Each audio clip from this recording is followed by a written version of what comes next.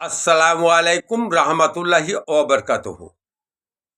अल्लाह सुब्हानहू व तआला फरमाते हैं सूरा लुक़मान में सूरा नंबर 31 आयत नंबर 14। अल्लाह सुब्हानहू व तआला फरमाते हैं माँ का खिजमत करो, माँ का हर बात सुनो, माँ जो भी कहे माँ का सुनो।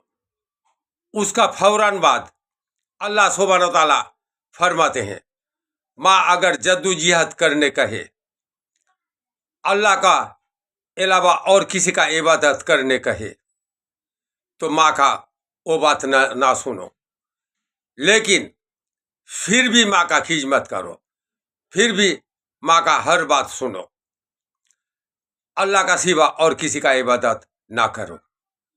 मेरा वीडियो का लाइक शेयर कमेंट और सब्सक्राइब कीजिए।